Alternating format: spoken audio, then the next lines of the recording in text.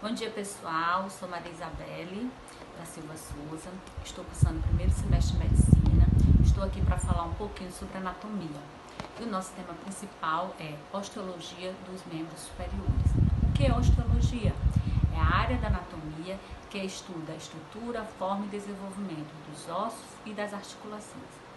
O que é o esqueleto? É um conjunto de ossos e cartilagem que se interligam para formar a base de sustentação do corpo e gerar funções.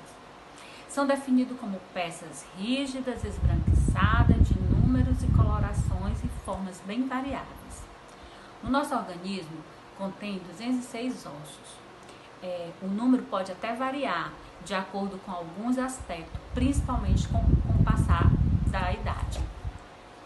Qual a função do esqueleto? Ele sustenta o nosso corpo, promove locomoção, ele protege os órgãos vitais, produção de células sanguíneas e reserva de cálcio.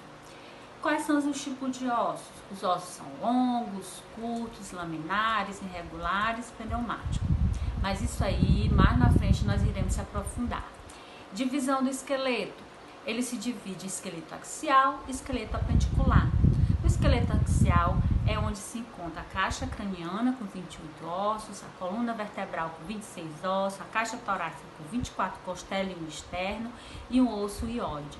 No esqueleto apendicular é onde encontramos o membro superior, que é a partir da cintura escapular com 64 ossos, e o membro inferior a partir da cintura pélvica com 62 ossos.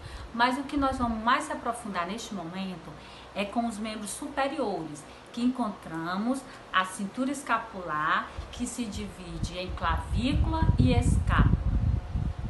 E os ossos do braço, que são o antebraço, o punho e mão, que mais na frente os meus colegas irão se aprofundar em cada parte. Obrigada. Oi, eu sou Eduarda, aluna do primeiro semestre de Medicina da turma 1º C, e eu vou falar sobre a escápula. É um osso de forma triangular que, juntamente com a clavícula e o húmero, compõe a articulação do ombro. Está localizado na porção póstero-superior do tórax. É classificado como um osso plano e é subdividido em várias estruturas. Aqui a gente tem o acrômio, o ângulo acromial, o lábio superior, a superfície posterior, a fossa infraespinosa,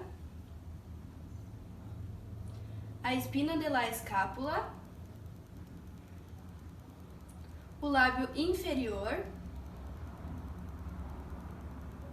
a cavidade glenoidea, a fossa supraespinosa, tubérculo supraglenoideu, borde lateral, borde medial, fossa subescapular, apófise coracoidea, coelho, ângulo inferior, muesca supraescapular, ângulo superior, superfície articular de la clavícula, borde superior, tubérculo infraglenoideu. Olá, sou Vitória Rodrigues, estudante do primeiro semestre C, e eu vou apresentar sobre o osso clavícula. A clavícula, também considerada popularmente como saboneteira, conhecida popularmente como saboneteira, é classificada como fazendo parte da porção da cintura escapular. Ela é um osso que é em formato de S, que é considerado um osso largo com estrutura de osso plano. Ela não tem cavidade medular e é encontrada acima da primeira costilha. E seu corpo, a maior parte do seu corpo é feito por tecido, composto por tecido esponjoso. Ela também possui dois bordes anterior e posterior, duas caras superior e inferior de duas extremidades, acromial e esternal. Ela ajuda no movimento do ombro, ajuda a escápula e os músculos no movimento que ocorre no ombro. Existem 3 tipos de fratura que se pode ocorrer na clavícula. A fratura cominutiva, transversal e oblíqua, que seria essas 3 aqui. E a clavícula, ela pode se articular com 2 ossos, que é o esternal e a escápula. O manúbrio do externo, que seria externo clavicular, e o acrômio da escápula, que seria acrômio clavicular. Ela tem inserções de músculos e ligamentos. Os músculos seriam o trapézio, deltoide, subclávio, peitoral maior, externo cleidomastoide, e os 2 ligamentos que se insertam nela são o conoide e o costoclavicular. Algumas curiosidades sobre a clavícula. A primeira curiosidade que se pode obter é o seu próprio nome, clavícula. O seu nome clavícula, em latim, se significa chave ou pequena chave. Existem 2 teorias que dizem o porquê da palavra-chave. A primeira teoria se deve ao movimento que a clavícula faz em volta do seu próprio eixo, como se fosse uma chave. E a segunda teoria é o fato de que antigamente pesquisadores acreditavam que a clavícula era o primeiro osso a se formar no feto e o último osso a se decompor na morte. Então, como se fosse a chave da vida e da morte. Outra curiosidade é que a clavícula é um osso largo, o primeiro osso largo a ter ossificação intamembranosa e às vezes ser perfurado por um ramo de nervos supraclavicular. Olá, eu sou Otávio Vaz, do primeiro C da UCP. Hoje venho falar com vocês um pouco sobre membros superiores. Mas qual deles? Esse aqui, o húmero, o único osso localizado no braço. Mas espera aí, não confunda braço com antebraço. Braço é o espaço localizado entre o ombro até o cotovelo, beleza? Aqui temos a imagem do húmero, anterior e posterior. Para ficar mais simples, vou dividir o húmero em 3 partes: proximal, média e distal. Na parte posterior também a mesma coisa, proximal, média e distal. Vejamos aqui na parte proximal, temos algumas estruturas. Temos aqui a cabeça do húmero, que ela vai se articular com a escápula, formando a articulação glenomeral escápulo-meral, beleza? Aqui temos 2 saliências ósseas. O que são isso? São os tubérculos. Tubérculos são pontos de inserção de músculos. Quais músculos? Os músculos do manguito rotador, beleza? Aqui temos o polo anatômico. Para que serve? Serve para separar a cabeça do húmero dos tubérculos. E quais são os músculos que se inserem nos tubérculos? Temos o tubérculo menor e o tubérculo maior. No tubérculo menor, vão ser inseridos os músculos rotadores internos, o músculo subescapular. Já no tubérculo maior, se inserida a maioria dos músculos do manguito rotador, o supraescapular, infraescapular e o redondo menor. Beleza? Vejamos aqui que tem um sulco. Tá vendo? Um sulco. Qual que é o nome disso? É o sulco intertubercular. O que vai passar por ele? A cabeça longa do bíceps. Beleza? Vamos para a parte média. Temos 2 estruturas importantes: um ponto de inserção de músculo e o sulco do nervo radial. Qual que o músculo que vai se inserir aqui? O músculo deltoide. Aqui é a tuberosidade deltoidea. Já aqui no nervo radial, o que acontece? Notem que o húmero parece que ele foi torcido. O que acontece? O nervo radial vai vir lá do plexo braquial e vai passar por aqui e vai inervar os músculos extensores de punho e dedos. Por isso que quando ocorrer alguma fratura a esse nível, é normal que acaba acarretando os movimentos de punho e dedos.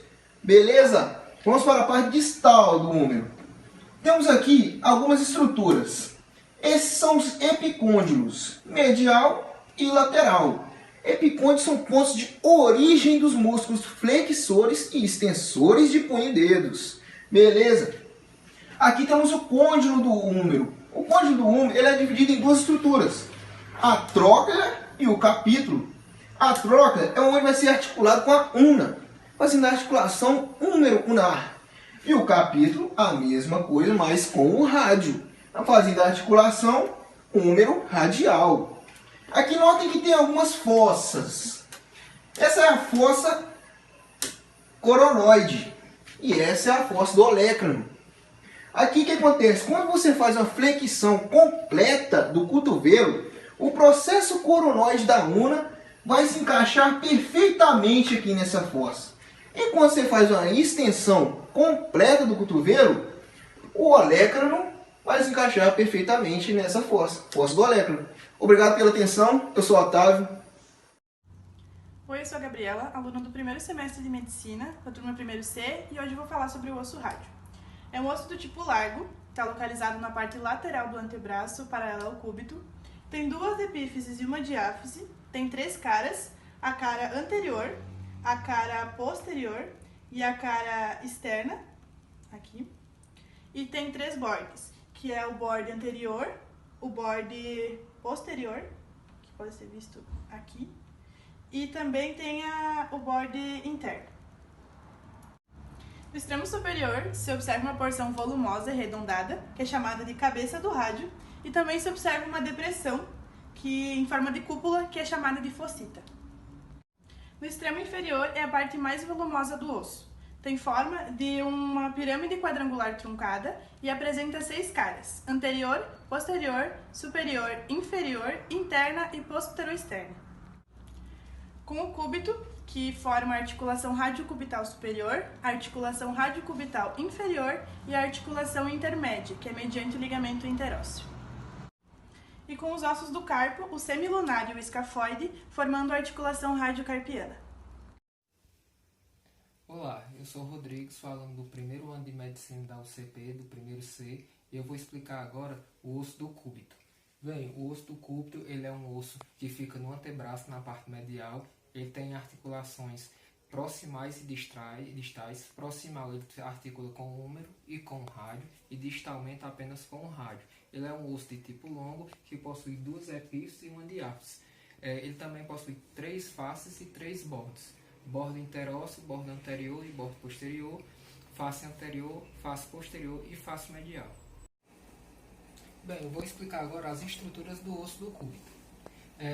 Numa parte proximal, nós temos o olecrano, a carilha articular troclear, que se articula com a tróclea do húmero, a apófise coronoides, a carilha articular radial, que se articula com o rádio, a tuberosidade cubital, temos o forame nutrício, aqui a face anterior, o bordo interósseo e o corpo do cúbito. Na parte distal, nós temos a epífise distal e a cabeça do cúbito. Temos a carilha articular distal, que se articula com o rádio, e temos a apófise estiloides. E por fim, podemos visualizar em uma visão lateral a cresta supinadora, que é onde se origina o músculo supinador curto. Olá, gente, como estão? Então, gente, eu sou a Andreia, né? O meu tema é sobre ossos do carpo. Gente, o osso do carpo, ele é constituído por 8 ossos. Sendo esses 8 ossos, ele é distribuído em 2 fileiras, sendo a fileira proximal e a fileira distal. Proximal por quê? Porque ele está mais próximo do nosso antebraço, e distal porque ele se encontra um pouquinho mais afastado, né? Então, na fileira distal, gente, nós temos o osso, o trapézio, o trapezoide, o capitato e o amato. Na fileira proximal, nós temos o osso escafoide, semilunar, o pisiforme e o piramidal. Nós temos também, gente, se encontra nesses ossos do carpo, as nossas articulações, que não podemos deixar de falar um pouquinho sobre elas, né? Nós aprendemos em sala com a prof, e são as articulações muito importantes, né? É a articulação do rádio com o osso do carpo, né? Dessa fileira, na primeira fileira proximal, né? Aí nós temos essa articulação, é uma articulação radiocarpal, né? É classificada como uma articulação de artrose, né? Ela é elipsoidea biaxial, né? Gente, e lembrando que a una, ela não se articula com esses ossinhos. Entre a una ali, contém um fibro cartilaginoso, tá? Somente o rádio se articula com esses ossinhos proximais, né? Nós temos também uma articulação intercarpal, que essa articulação, ela fica dividido, né, entre cada ossinho desses individuais. Na imagem ao lado, vocês vão ver, né, dá para vocês ver direitinho a localização de cada um, onde que fica localizado cada um desses ossinhos, o nome, né, onde que fica cada nominho desses ossinhos. Nós temos também uma articulação médio-carpal. Essa articulação médio-carpal fica bem localizado no meio, que faz a separação da primeira fileira, da fileira proximal com a fileira distal, né? E nós temos também uma articulação carpo-metacarpal, que é a articulação do carpo com o nosso metacarpo.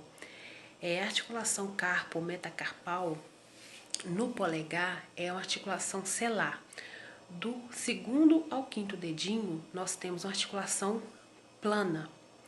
E, gente, dá para nós observarmos também que no osso, o amato, ele se articula com os dois últimos dedos, né? É o quarto e o quinto dedinho, tá bom? Ele faz essa articulação com os dois últimos dedos. Então, gente, é isso, né? E aí, galera, bom dia, boa tarde, boa noite. Me chamo Caio César, sou aluno da UCP do primeiro semestre, turma C. Vou fazer uma apresentação sobre os ossos do metacarpo. Vamos lá. Os metacarpianos são ossos largos e apresentam uma cara posterior, duas caras laterais que se relacionam com os músculos interósseos e uma crista anterior da palma, tá? Duas extremidades, uma superior e outra inferior, tá? A superior interage com a base, se articula com o carpo e o metacarpo, aqui, ó, em sua base, tá? Tá grifado aqui. Beleza? Aqui é a cabeça, que se relaciona com o dedo correspondente, mais distal, tá? Aqui é uma visão posterior. E o primeiro metacarpiano do polegar ou do pulgar, é mais curto do que os demais e não apresenta carilhas articulares laterais, posto que ele não se interage com nenhum outro dedo, tá? Ao contrário dos demais. É importante lembrar do dedo polegar também que o seu cartílago epifisiário ele se encontra na sua extremidade proximal e possui um ponto de ossificação para a sua base, um ponto inferior para a sua diáfise e sua cabeça, tá? O segundo metacarpiano só possui uma carilha articular medial em sua base e uma para o terceiro dedo, então uma lateral, tá? E outra na base, beleza? Sua extremidade proximal tem forma de um V, que é onde vai servir de inserção para o extensor radial largo do carpo, e anteriormente o flexor radial do carpo. O terceiro metacarpiano apresenta uma carilha articular de cada lado e na sua base. Possui apófise estiloide dorsal em sua extremidade proximal e a inserção do músculo extensor radial curto do carpo. O quarto também possui duas carilhas articulares, uma de cada lado da sua base, mas não possui apófise estiloide. Então o terceiro tem uma apófise estiloide e o quarto não tem. O quinto e último apresenta uma apófise estiloide superomedial, para o músculo extensor cubital do carpo. E tem somente uma carilha articular lateral. Tá? E é isso aí, galera. No geral, é isso aqui. O que está grifado aqui são as carilhas, tá? Aqui também vai se encontrar. Que está aqui com marca-texto. Beleza? Aqui são os ossos sesamoideus, tá? E essa é uma visão anterior. E aqui é uma visão posterior. Aqui, ó, aquele formato em V, onde vai se setar o muscular do carpo, tá? Só vai se insertar bem aqui, um Vzinho aqui, beleza? E é isso aí, galera. Espero que vocês tenham compreendido. Se ficou alguma dúvida, só mandar aí. Valeu, brigadão, até mais. Usei como fonte, tá, galera? Oi, gente, meu nome é Natália.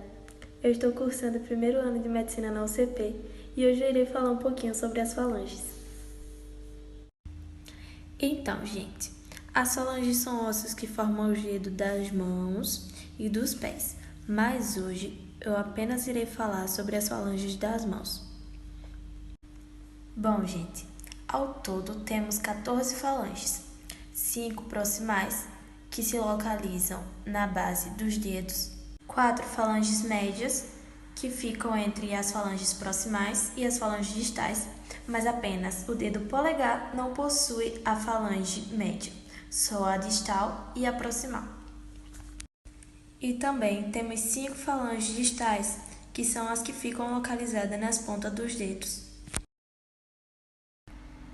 Então, gente, as falanges são compostas por metáfises, que ficam localizadas na parte superior e à base das falanges. Possuem também diáfises, que é o corpo das falanges, e epífises, que fica localizado na parte inferior e é a cabeça das falanges. Já nas falanges distais, temos um prolongamento nas pontas, que se chama tuberosidade. E é basicamente isso sobre as falanges. Obrigada pela atenção.